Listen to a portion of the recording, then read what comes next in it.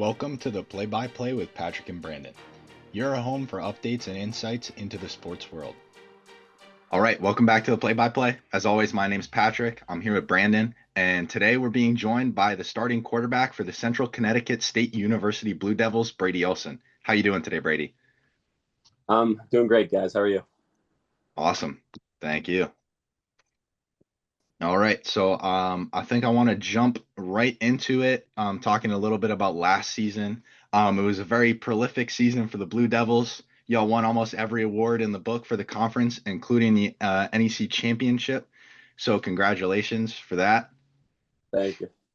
So I wanted to start. So you transferred at the start of the season, moving into the Blue Devils. You transferred from UMass and were immediately handed the reins of the team as the starting quarterback. And I want to know how you handle a situation like that, and bring your teammates around to the situation because you come in as a starting quarterback, you start immediately, you play all 13 games. So I imagine they had a guy before you showed up, and then you obviously took it and you improved it upon the team situation. There were many factors in that, but a starting quarterback definitely has to be one of them. So I'm curious what you did to get yourself and your team ready for the season. Yeah, I mean, they were having a lot of quarterback troubles before I got there. They were inconsistent with just the people that they trusted in. Um, but then they recruited me. They were like, "We're looking for a guy," and I was like, "Yeah, I can definitely be that guy to take over the reins." And as you said, just help improve the team. And like you said, what did I do getting there? I just tried to go in there with a positive attitude and just tried to lead every day by example, just showing up on time, gaining the respect of the team, my teammates around me, and going out about that. And what was the other question? Yeah, it was just like how you got your teammates ready for that situation because being a quarterback is like a very leadership oriented role. And so coming in quick, not having as much time with those guys, I'm curious as to how you did that. Yeah, I mean, I came in the winter, so I had the whole spring or the winter conditioning in the spring to get to know the guys and know how they operate. And that definitely helped in trying to gain some respect and gain some confidence around them. And when I when I addressed the team, it was always positive and uplifting, and that's one way I got them to have my back, and I always had theirs. So I think they definitely trusted me in that way as well. That's awesome.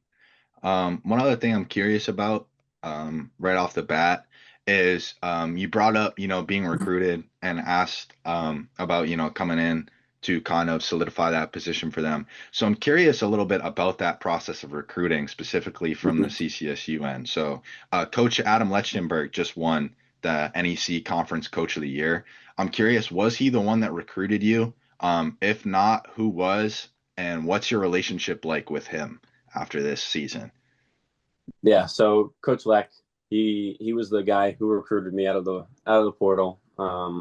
As you know, the portal's a mess and everyone's in it. So I got in it, and shortly after, my uncles knew Coach Lechtenberg from around. They reached out to him, and he was very interested in about recruiting me.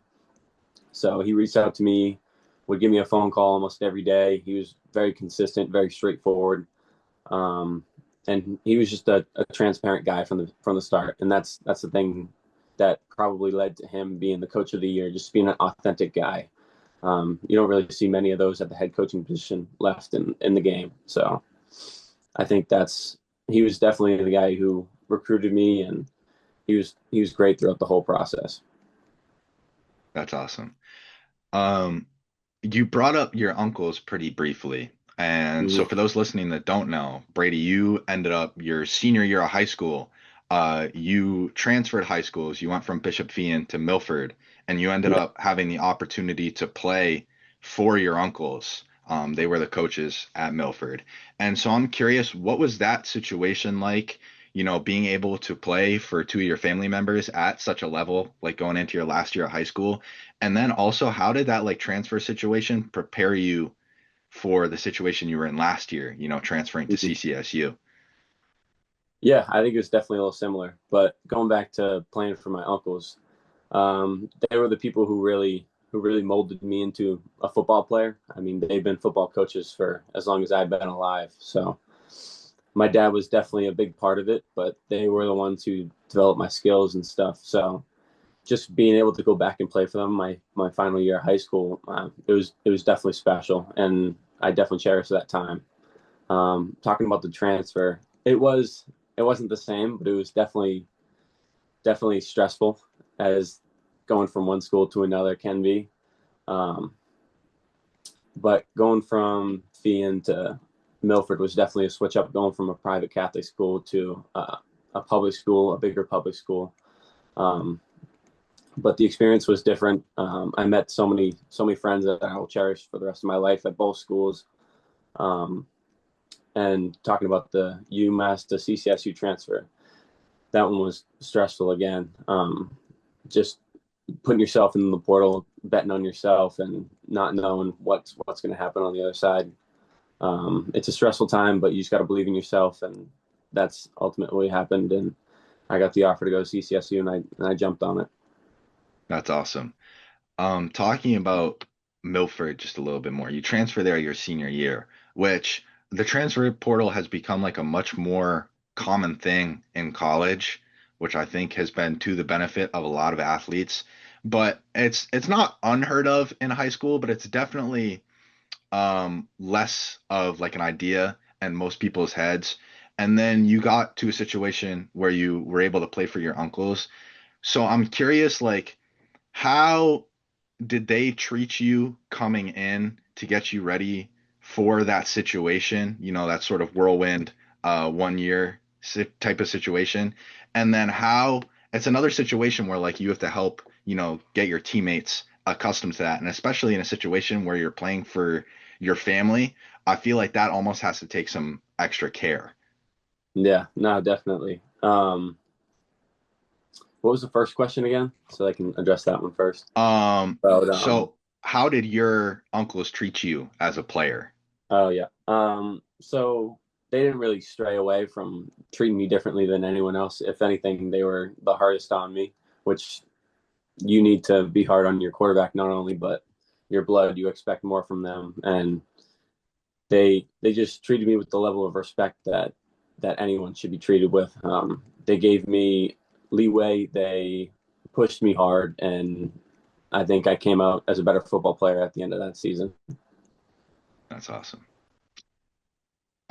You brought up the transfer portal just briefly, and I was doing some of my Mm-hmm. research. I stumbled upon an article that was released by a website covering the transfer portal, and they Mm-hmm. asked you if at the time you had any advice for athletes entering the transfer portal, which I think was kind of a funny question to ask then, given that you just Yeah, I entered it know. yourself. But now that you're on the other side of it, you're in a much more Mhm. comfortable situation.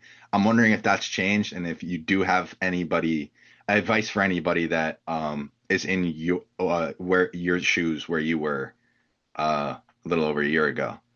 Yeah, I'm not sure of the exact quote, but um, do you have it? Or Um, if you don't, I can just give some advice of what I see now. Like, I believe the quote was, I have it summarized here. I should have grabbed the whole thing, no, it's all but right. the gist of it was just that, stay patient and stay ready. And then one of the other things you brought up was advocating for yourself in that situation. Yeah, definitely. I mean, that's all you can do while you're in the transfer portal is staying ready, staying sharp, and staying patient. Because when your offer comes around, you should probably jump on it in this day and age, because there's a lot of fake offers. There's a lot of like conditional offers and people giving out stuff just because they can. Um, but once you have that real offer in your hands, you shouldn't take it for granted. Yeah, Sort of, touching on that, you talk about like offers that aren't always as genuine. Oh, my light's going out here. You talk about offers that aren't always as genuine. And so I wanted to ask you about UMass, because I think definitely going in, there were different expectations than there were coming out.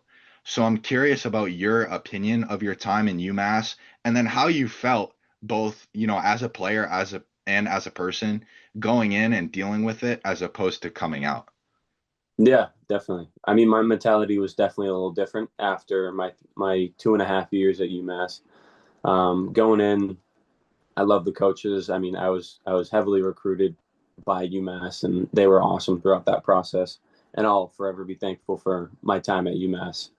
But through multiple coaching changes, you lose um, that type of rapport with your coaches. You're not as close with your freshman year coaches because they just switch over and they're trying to learn a million people's new names and situations and all that stuff. So it's definitely a little different going from your first years to your last years. Um, and yeah, I mean, it was definitely harder at the end, just knowing that you're probably going to leave and trying to stick with your team and be as positive as a role model as you can. From a technical side, I wanted to ask a little bit about it because you Yeah. played both, I believe it was 8 games your freshman year, 8 games your sophomore year, and then to transfer to only one game your junior year before you left. And so I'm Mhm. curious, like, what happened in a sort of sense? Like, was it a play style thing? Mhm. Did they bring someone else in? Because I know new coaches, when they come in a lot, they try their hardest to find their own people. But I'm curious, like, what your perspective on that shift was. hmm Yeah, so it started off as my freshman and sophomore year. There, my freshman year, the starter got hurt, and I was the backup just because of a bunch of injuries in the room, which led me to play a lot, play 8 straight games. And then later in the season, the starter got healthy, so he came back, and then other people took over. So that was my freshman year, and then sophomore year, I was splitting time with one of the other kids after the new coaches came in. Me and that kid were splitting time, and that's what that season was. And the last season, the coaches, new coaches, tried to bring in their guys, and they tried to get them to play as much as possible, which any coach would have. And I just couldn't beat them out. I didn't put enough consistent days together to make myself the front runner in that situation, which ended up leading me to think about redshirting, then entering my name into the transfer portal. It's pretty interesting, and I wanted to sort of touch on splitting time your sophomore year. Do you feel like splitting time with the quarterback, obviously, probably meant splitting reps in practice and like in games? Do you feel like that sort of like hindered consistency or maybe made it harder to put good days together when you're constantly sort of shuffling through a rotation? Yeah, I mean, just talking about now, just having that consistent role is definitely you have a leg up. And splitting time, I mean, in many situations it can work, but it has to be the perfect situation because you don't get every scenario in practice. Like you said, you're splitting reps. You're not doing everything on your own with the same people. You're rotating in and out, and it's definitely hard to gain a consistent level of confidence. I mean, in your role. I think one thing, talking about that year, splitting all the time, I think one thing that I imagine must have been trouble, and I'm curious to hear your opinion on this, just as someone that's, more heavily involved in football, is when Mm-hmm. I saw those games and the two of you played very different styles of football. You play a Yeah. very almost like pro style pass first type of football, and Mm-hmm. then this other guy's going out there and he was just run heavy. Yeah. um so I'm curious, how does that like hinder the offense? And also it's got to make it harder for you too, right? Because your team has to adjust to both your styles of football. Yeah, yeah, definitely. And that's where the tricky part comes in about playing two quarterbacks. You get your defenses playing how playing for one quarterback and then having to switch to another. You only get a couple types of looks. I mean, when the running quarterback comes in, they load the box and it's hard to get the ball moving. And then when the throwing quarterback comes in, they drop the coverage out and only rush a couple people and try to put pressure on. I mean, it's definitely a little difficult, as you said. Yeah. Yeah, it's definitely like a strange situation. And then Definitely. just like moving out, um sort of like moving back into this past year a little bit. I mean, there's definitely one game that I want to ask about. So you ended up playing UMass, Hmm. coming out and playing for CCSU. It was a tightly contested game. It was a fun game to watch. 31-34, I Yep. believe. So I'm curious, like, what were your emotions going into that game? And then even like through the game, how did you feel? Because I imagine that's got to be, for you at least, a very competitive situation, even more so than usual. Yeah. I mean, I was looking forward to that game ever since I got recruited. Once I got the phone call that I got the offer, the coach was like, "And hey, we're playing UMass." And ever since then, I mean, I had to try and control my emotions, try and stay as level headed throughout that whole process as we can. But getting up to that game week, I mean, I don't think I was more ready to play for a team in a while. As I knew what they were doing on defense, I knew what they were trying to do, so that definitely helped. But I just didn't play as consistent as I needed to for that game to pull out the win. But definitely want that one back for sure. But you don't get them all. Was there any validation in that game in the sense that historically UMass has been um, sort of in a higher level of competitiveness in terms of college football, and then CCSU, a program that's only turned it around very recently. So how did it feel to be able to compete with those guys at such a level and even bring that game down to the wire? Like it's got to sting, that loss, but were there any other emotions mixed in there? Yeah, definitely. I mean, UMass coming from FCS, I don't know how many years ago to FBS now. I mean, they've been competing at a high level um, for longer than at or higher level than we have. So it was definitely a lot of people definitely felt proud in the fight that we put up. But again, if you're a true competitor, you always want to come out with a Yeah. W. Speaking of winning things, last year, obviously winning the NEC Conference Championship over, I think, I don't know how to pronounce it, Duquesne, 21-14. Yeah, Duquesne. Um, yeah, how did that feel coming away with the win in a big championship game against a another really solid program? Yeah, definitely a surreal feeling. I've never won anything that significant in football in my life. I've never won a state title. I've never won a conference championship. So just doing that at such a high level against a really good team was very special. I think there's such an interesting turnaround there where the season prior, the 2023 season, Hmm. I believe the Blue Devils had 3 wins total. And then you go on in 2024 to go, I believe, 7-1 in the conference and then win the NEC Conference Championship. Almost every award in the book, the team won Coach of the Year, Offensive Player of the Year, Defensive Player of the Year, Defensive Rookie of the Year. So how fast did that energy change? Because it's gotta hurt for the team. And I think you had the benefit of, coming in with a fresh set of eyes. But I'm curious, how quickly did you all change the energy? Yeah, it definitely happened fast. I mean, Coach Leck trusted the older guys and put them in charge to lead the team. And I was definitely one person who felt the leadership from other guys as well. And that defense was incredible for the back half of that season and even the beginning. They definitely carried us to some wins, and I was definitely very thankful for them and the performance they put on. But going back to the energy shift, I mean, Coach Leck, he he instilled in us every day that we just need to show up on time with a positive attitude, and he'll take care of the rest. He just entrusts in us like to make the right decisions, and we struggled a bit with consistency and penalties in the first half, but we just trusted his leadership. And towards the end, we only had 4 penalties in the last 4 games, so that's one thing that I think definitely helped. Was there any point during the season or even like a particular game where you guys knew that you could do something special like that? Yeah, definitely. I mean, we were losing the first 5 games of the season by, I mean, all of them less than 4 points. So we knew we could compete, except for the first game, of course. But we knew we could compete at a high level with some of these really tough teams. So once we put it all together towards the end of the season, we made a run. Awesome. Moving back towards the end of that season, y'all made the FCS playoffs after winning the conference championship, and you ended up playing URI. I'm Yep. curious what that experience was like and how the team was able to handle it as, that first playoff experience like that for, I imagine, everybody on the team.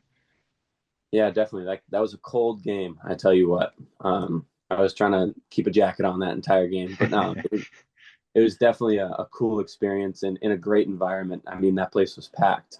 And just having a bunch of my family there to experience my first college playoff game. I mean, it was definitely a surreal experience. Yeah. How did it feel walking out of that game? Because I mean, there's got to be two sides to it where you guys made your first playoff series as a team, and I'm not sure how long.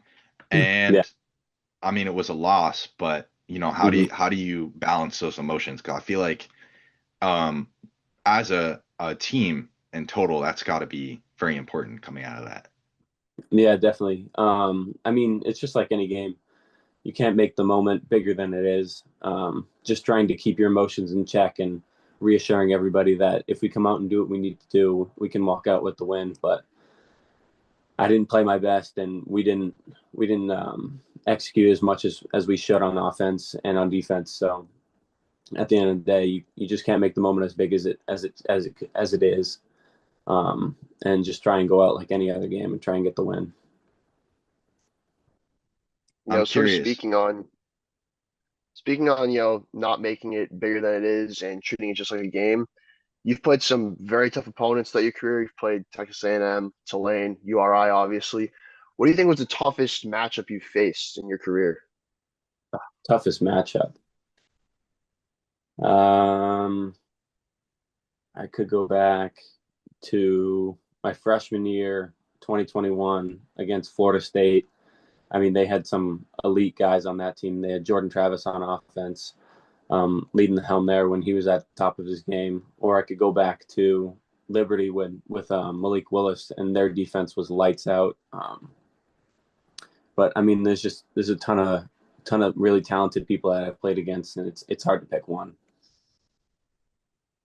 Understandable. Obviously, like mentally preparing for that. Is it ever like, obviously, I know you just mentioned like not making it like, bigger than it is, but whenever you ever look at a roster and like recognize someone's name on there and then look back at it like a couple years, like, oh, I didn't realize that guy's gonna be like an all pro in the NFL. Is it ever like sort of crazy to look at that?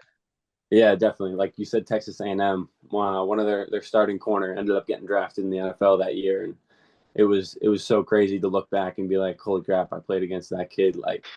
Um, but yeah, definitely not making the moment as big as it is, and but sometimes it definitely seeps in like, holy crap, I'm playing at Kyle Field right now. But yeah,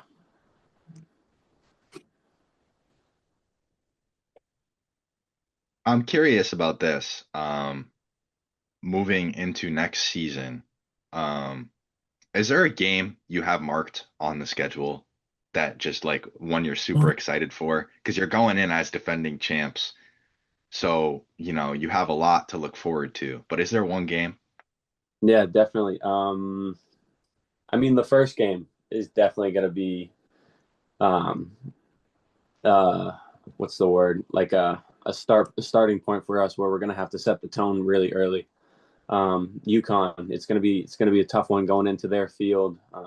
Haven't played. I don't remember the last time CCSU played them, but no, we're definitely gonna have that target on our backs. And just, I mean, getting Duquesne back, getting Robert Morris back. Those are definitely games that I definitely have circled. But the first one's definitely gonna have to set the tone for the rest of the season. You talk about UConn, and UConn's one of those other teams where, UConn's not a name that's synonymous with football. They're definitely a basketball school, but that's no disrespect to their football team. They've been a decently successful franchise. And just speaking on them and like especially every other team in Connecticut, like what's the air around, those like cross-state rivalries?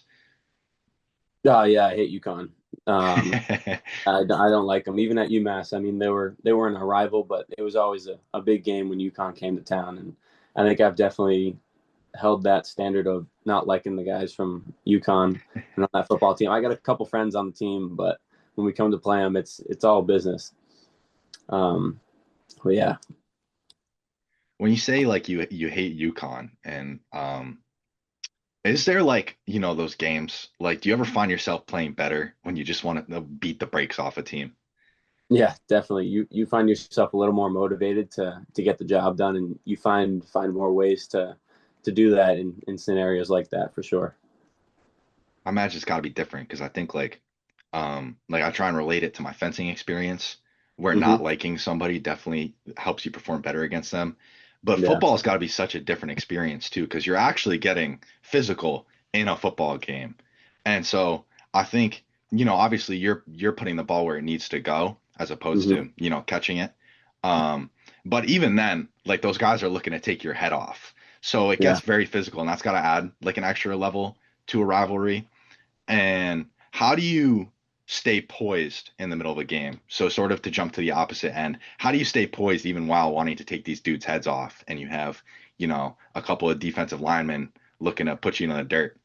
Yeah, yeah. I mean, I'm a quarterback. I'm not looking to take people's heads off, but definitely to take a hit and be able to jump back up. It'll definitely set the tone for the rest of the guys on the sideline. Like, oh, he can take a hit. He's ready to go. He wants to fight. Um, but yeah, and also just staying poised. I mean, yeah, they're trying to come take your head off, and you got to be able to stand in there, deliver the ball where it needs to go, and just try and be that guy who has a level head on your side of the ball. Yeah. Do you remember like a moment where um you sort of let that all slide? Like, do you have any like one moment from maybe this season or just your career in total where you just kind of got like super emblazoned and let it all out? Because I mean, as a leader, I feel like you have to, remember at least something, and maybe it's not as bad as like I'm building it up to be, but Yeah. No, it's not. I never really show it with my physical like hitting people, but I definitely get more jacked up for some hard earned touchdowns than you normally would see. But no, I've definitely there was one time last year at Dartmouth. It was fourth down, and I had to run for the fourth down, and there was a guy. I had to run for the first, and there was a guy straight in front of me, so I had to lower my shoulder and drive for that first down, and I got it, and that definitely sparked a little fuel in some of my teammates behind me. that's awesome. Sort of like moving off of that question, we do have some viewer questions, and so I Yeah. want to start with one of them, and we can circle back to the rest later. But the first one fits pretty well into this conversation, and it's from Ethan S. in Medway, Massachusetts, and he asks, "What is your absolute craziest moment or play to have happened in your football career so far, or even if you have a Uh, few, like what are the yeah, yeah. best?" Um, so definitely going back to last season, the helmet touchdown, if you remember that one. Yep. So just trying to convert, and I'm sprinting to my right. We're right by the goal line, and I look back and I see someone at the goal line, and I whip it there, and my O lineman sprints in front of me, and it hits off his helmet and flies into the back of the end zone, and someone comes down with it for a touchdown. That was definitely the craziest play of my career to try and seal the game right there. That's awesome. I'm curious, sort of on the other side, because I think one of the tough things I got to imagine about football is Hmm. you're only able to play, one side of the field. Nobody's playing offense and defense. How do you handle moments where like the other offense just puts in a crazy play? Because I feel like that's got to be tough because you're not out there, and it's just got to be demoralizing for your guys. Yeah, definitely. I mean, being that positive voice and that uplifting guy definitely helps, and it resonates with the defensive side of the ball. Like, oh, they're not mad. They just want us to be better, and they have faith in us to get the ball back and stop them on the next drive. And as an offensive guy, you gotta want to match it. You gotta want to go out and put another crazy play back on top, and to shift the momentum into your favor. I'm curious about the relationship between like the offense and the defense. Like in the locker room, like day in, day out. How do you like interact with those guys to make that bond as strong as it is with your offense? Because obviously you're not out there with the defense, but at the end of the day, you rely on each other and you're still the team. So like how off the field do you build that same like camaraderie that you would have with your offense? Yeah, definitely. I mean, we're on two sides of different sides of the ball, but we're all in the same team, and it goes back to maintaining and building relationships. My old offensive coordinator, Coach Walker, that was his big thing, building and maintaining your relationships throughout your life on and off the field. Yeah, in the locker room, just joking with the guys, like, oh, we're gonna put up some points on you today, like, and they're chirping back at you, like, just trying to build those relationships with you guys, getting to know people, definitely helps build more of a community in the locker room. You talk about Coach Walker, his advice is building and maintaining relationships, and that sort of circles back to we have another viewer question. It's from James A. in Bellingham, Massachusetts, and he asks, "What's the best advice from a coach you've ever gotten?" And then also, what's the best advice you've ever gotten from a teammate? Yeah. Okay. All right. That advice from Coach Walker is definitely up there. Just because that's one thing that has resonated with me throughout my whole career. I mean, I talk to Coach Walker every once in a while, but I haven't seen him since my freshman year of college.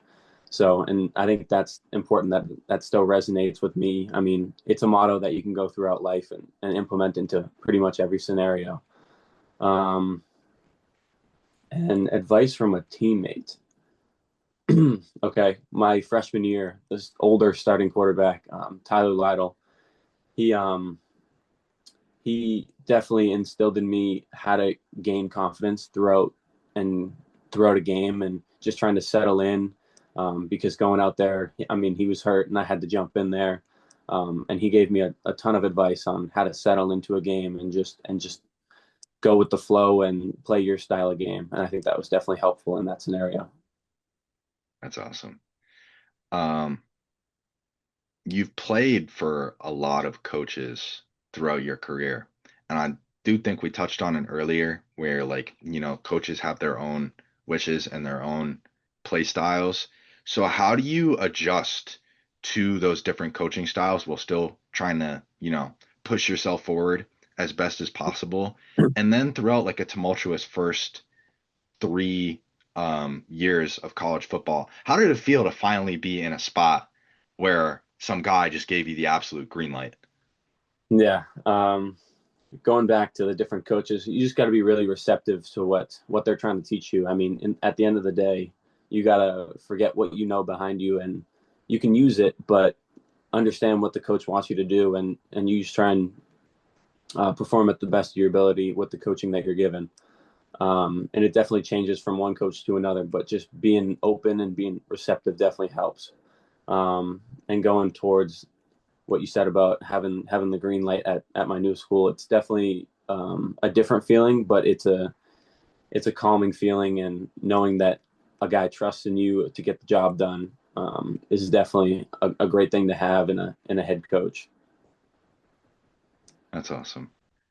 Um, We have another viewer question. This one's from Logan M. in Bellingham, Massachusetts, which is who do you model your play style after? Yeah. I mean, growing up in New England and Massachusetts, you always want to play like Tom Brady. But one of my favorite quarterbacks to watch growing up was definitely Aaron Rodgers. I mean, just watching him play, he made some exceptional and special throws throughout his career. I find myself going back and watching his highlights whenever I can, just trying to grab something that he's doing or something that maybe not what he does off the field, but definitely stuff that he does on the field. we talk you bring it up with Aaron Rodgers a little bit and sort of Mhm. his off the field antics. And so I'm wondering, do you have like any super wild like team stories or just any like locker room stories with the guys where something happened that just, kind of strikes you like funniest football story? Um, Probably none that will keep me out of trouble. Um, but I mean, there's been so many moments throughout my career were just guys doing funny stuff in the locker room, like or just like team bonding stuff as well. Like my sophomore year, we were we took a putter out and a couple golf balls, and we had this enormous hallway in the UMass facility. So we throughout the whole camp, we just kept trying to hit a million putts down this long hallway into this tiny little cup, and it took forever, but we finally got it one time, and it was glorious. That's awesome. And those are the funny stories that you like to hear, because I think like obviously every single team likes to project that air of, always being super 100% uber competitive and working as hard as possible. But those stories are the funny ones to hear because they kind of bring it all together is how these guys form that brotherhood. And I Mm-hmm. think it's very interesting to hear because I mean you can even look back at just your high school and then college career. Throughout the two, you've had to do it four times with four Mm-hmm. separate groups of guys. And so I'm curious, what would your advice be for like a quarterback coming into a new situation with all the experience you've had in the area? Yeah, definitely. I mean, I've had this question multiple times, and my answer still stays firm. You just got to go in there and try and earn respect, and try and be the consistent guy who goes in there every day and just works his tail off. Um, and consistency will gain you respect and gain you confidence throughout your team. But yeah, that's definitely one piece of advice I would give to someone.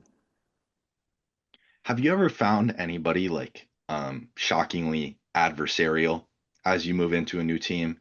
Because I imagine everybody's got to be super welcoming, but has there ever been that time where somebody's just like not taken to you?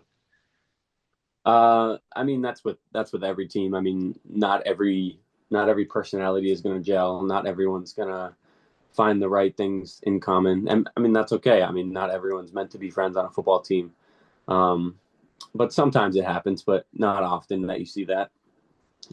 And at the end of the day, you guys are just trying to win football games. So if you can't find anything in common, I guess that's one thing that you can find in common is trying to win football games. Um, has there ever been like a story where it could even be like, like a close friend on like a football team where there's just been like a big like blowout or fight? Because I imagine through like all your years playing football, there's got to be at least one. So my first part of the question is that, and then my second part is how do you move on from that as an athlete and an individual? Yeah, it's definitely. I've seen many of fights in my college experience. I mean, you're gonna get a lot of fights throughout camp. I mean, people are just strapping the pads on and just trying to hit people every day, trying to compete. You usually see it through the O line and D line and linebackers. They're just trying to set the tone for their side of the ball. Um, but definitely after a fight has gone on, I mean, it's tough to refocus and get back to what you were trying to do before the whole scuffle happened. Um, but yeah, definitely trying to refocus after a big moment has happened is the big part of getting through a practice. Something I wanted to ask as a longtime fan of football is I always enjoy watching like a good weather game, like whether it's rain or snow or something else crazy like that. I know you mentioned that you had a game with, extreme cold in the playoffs last year. Have there been any other like crazy weather games, and do you ever feel like you get like more hyped up for those? Yeah, I have two that stand out in my mind. One from college, one from JV football. So I'll start with the college one. Um, so playing Texas A&M, it was probably 40 degrees and raining the whole game. It was freezing, like couldn't hard to grip a football, hurts when you get hit. That was definitely a crazy game to go into. Not a high scoring game, just a bloodbath. But going back to JV football, the only snow bowl I've ever had at Bishop Feion High School playing. It was freshman or JV football. It was at UMass Dartmouth. I forget what team we were playing, but it started out. It was all clear. By the end of the game, there was like 6 inches of snow on the ground. So it was definitely a crazy experience for that one. I sort of want to jump off that and we just talk about like those crazy game experiences. Hmm. What is like your favorite or your best game that you think you've ever played? Like, is there one that immediately jumps out to you? Yeah, best game, probably the most yards I threw for was Eastern Michigan. I forget how many, it was over 300.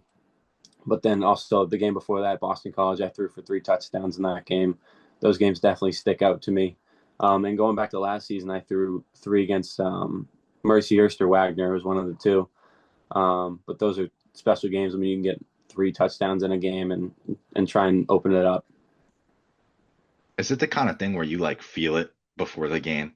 Like you go in knowing you're about to rip it up. Is there anything you feel different, or is it just kind of a normal day until it happens?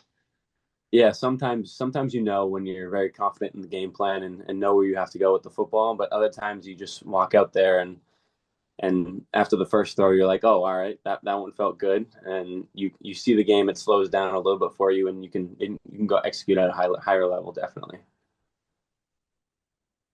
Another thing I'm curious about in terms of just like sort of the nature of football, great games, weather games. Plays don't always, work out as intended. So I'm curious if you have any, great stories about where the play just breaks down almost immediately, like an oh shit moment. You gotta find Yeah, something else to do. yeah. So going back to my first time at UConn, they put our highlights on ESPN the day before, and it was one where I took a 3-step drop and we had D linemen coming through the middle, and so I scrambled right all the way right to damn near the sideline, and I threw a ball down the sideline, and my guy caught it toe tapped on the sideline, like 40, 30, 35 yards down the field, and that was definitely one where it broke down and had to go try and make a play, and we made it. What are you thinking in those moments, like as a play breaks down? Because like a coach will tell you what to look for in a play, but then the Hmm. second that doesn't work, it's all on you. So what are you looking for as like an individual? Yeah, definitely. Well, when they break through the line of scrimmage, you're just thinking, run, get out of there. Um, but then you have to refocus and get your eyes downfield, and just try and make the smartest and safest play for your team that has the best outcome. That's basically it. Just trying to protect the football at the end of the day. Um, I want to move into a few questions we have that are more so like sports fans questions or just anyone that's involved in sports. One of them was a question that we asked in our last episode with Todd Archer, and I think like it's just a great question to hear from, anybody in the world, and that's what are your top three sports movies? Top three sports movies. I remember this because I watched Todd's episode. Top three sports movies. We'll go. Remember the Titans. It's a great one. Friday Night Lights. Um, and let's go stray away from football. I mean Miracle. I mean it's hard not to like Miracle. Absolutely. That is a very Um, solid top three, I gotta say. Big fan of Remember the Titans here, so that's yep. good to see that movie getting its respect.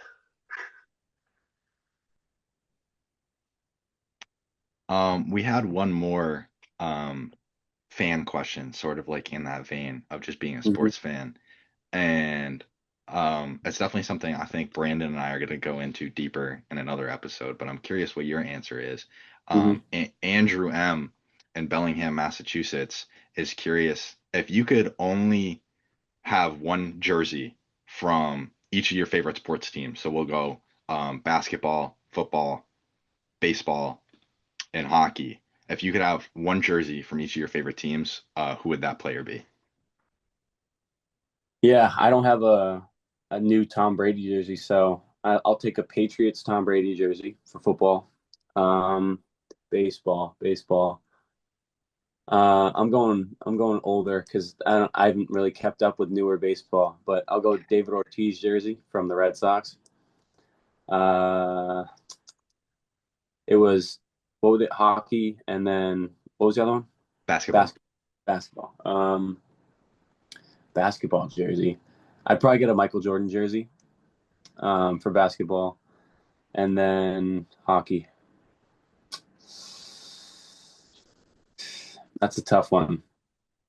Mm, Probably Zdeno Chara. I'll rip I a like big that. three, right? Love Big Z. Yeah. Yep.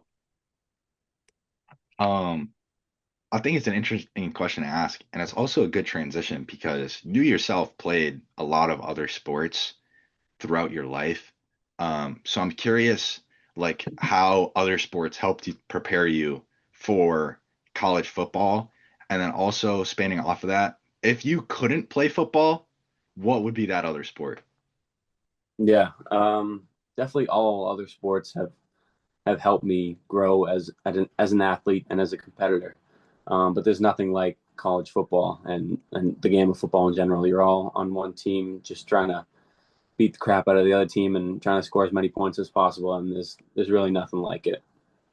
But if there was one other sport that I would want to play, uh, it'd probably be basketball. That was my one love growing up.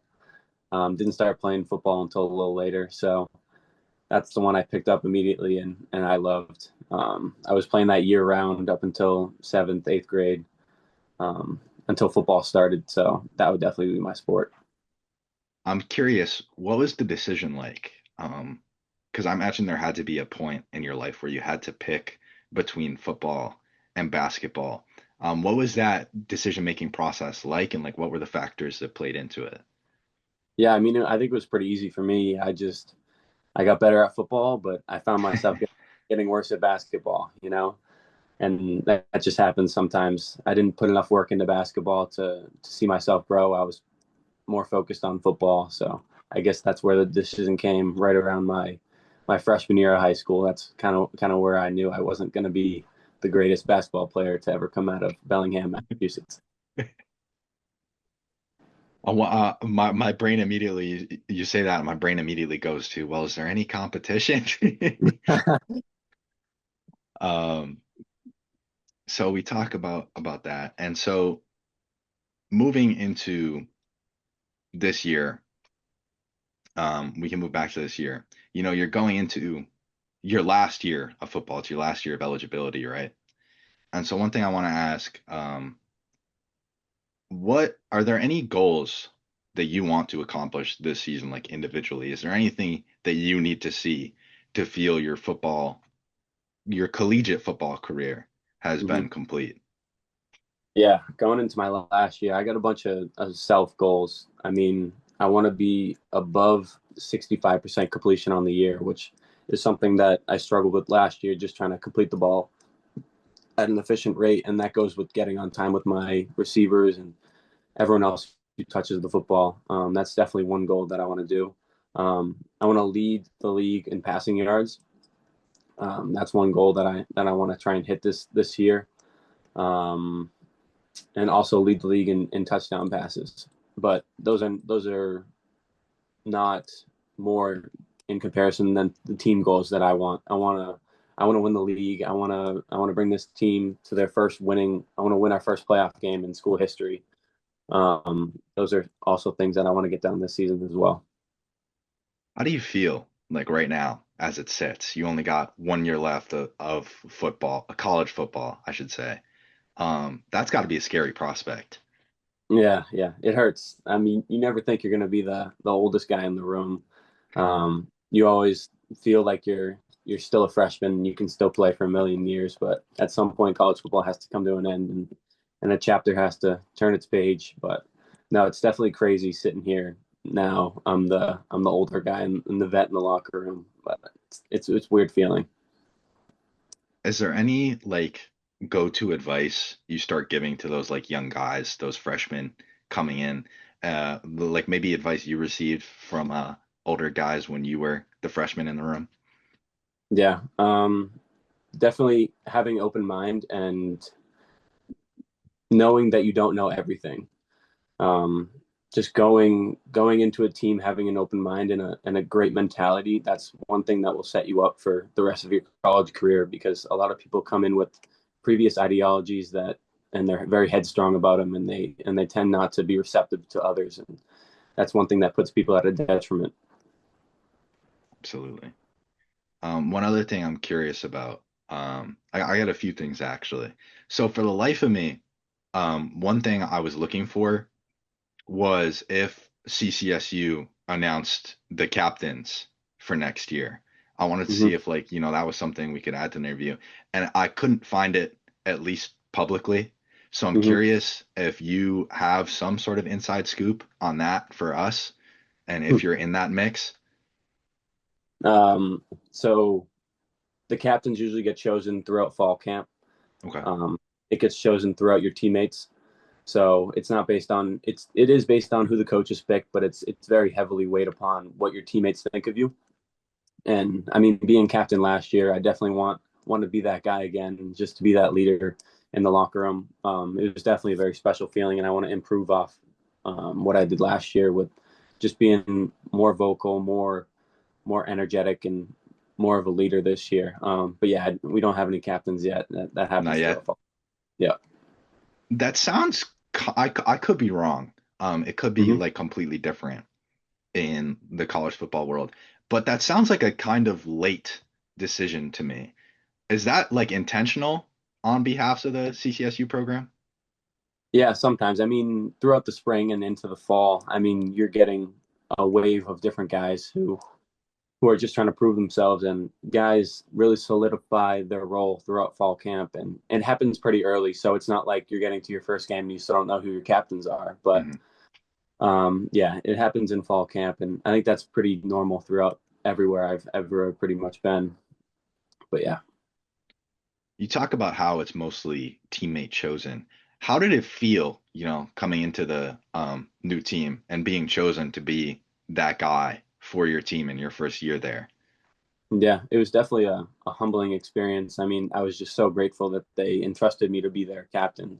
I mean, only being there for a short amount of time and just having to prove myself definitely was a rewarding feeling. That's gotta be awesome. How do you prepare yourself for a leadership role like that?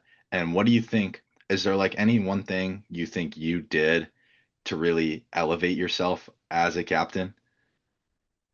Yeah, I mean, I just tried to learn from the people around me. I mean, I've learned so much from Coach Leck and my offensive coordinator. I find myself going to them asking for advice, like how to address certain scenarios like this. I find myself talking to people much older and much wiser than me to try and understand how to address certain scenarios and have the most positive outcome in each event.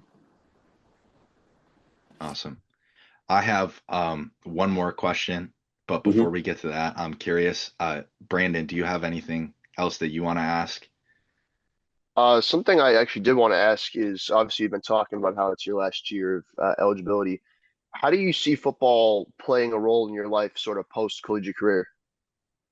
Yeah, definitely. I mean, anyone who plays football wants to play as long as they can. So the ultimate goal is the NFL or any other league that will take me. That's going to be the goal throughout. Just trying to train for that and getting. I mean, it all comes down to this season and how I perform. But yeah, definitely, I want to try and keep playing football as long as I can. So it's a world where great minds think alike, I guess, because my question was going to be, what do you see next for yourself? And you talk about wanting to play for as long as possible and looking for a league.